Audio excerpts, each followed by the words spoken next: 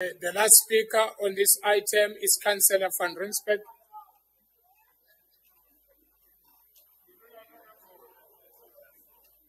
Honourable Speaker, with simple research, I discovered an article from Craig Mukune in the Mail and Guardian. His investigation identified 3 dodgy National Public Works contracts worth more than 35 million rand to high soccer cup projects, new border post.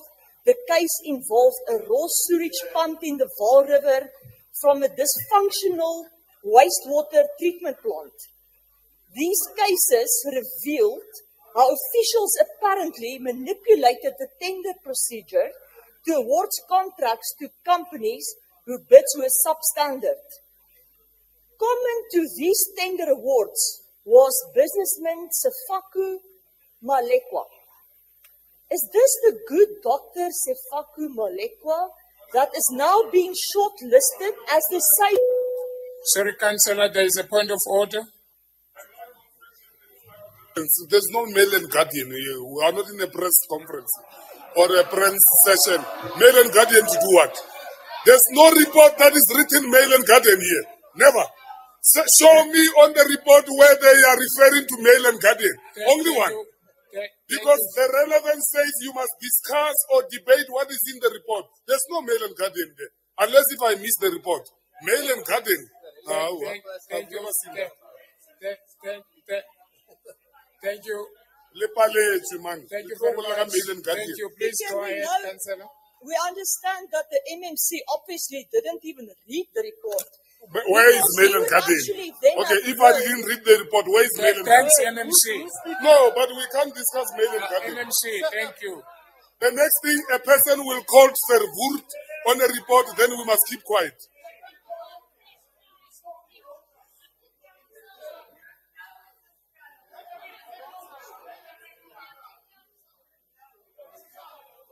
What? Why are you so... Speaker, Mail and Guardian. Councillors, if you will protect me. Councillor Disilwane, what are you rising on? I want a Mail and Guardian. Okay. On a point of order to our councillor here. Speaker, we've been forced to learn this language, this foreign language, Afrikaans English. And then now the speaker here is pronouncing our surname wrongly. So please, we've learned to pronounce Van der Merwe by force. So you must pronounce our surname correctly, or else you must go to Abed. Thank you. Thank you very much. Thank you. Thank you. Thank you. Danko. Danko. Please continue, Councillor.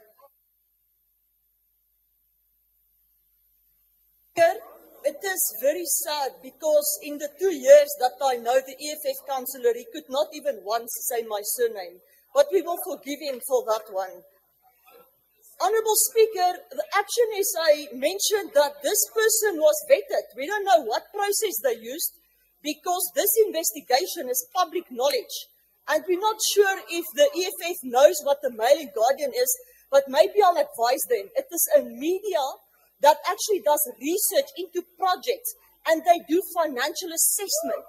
And we know that is very hard for you to understand because it's not written in the report.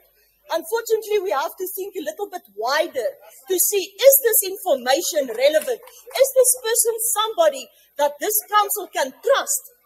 But now we realize this person was involved in tender fraud. Maybe that suits the EFF. Honourable Speaker, then the next point is the financial implication of this position is not even mentioned.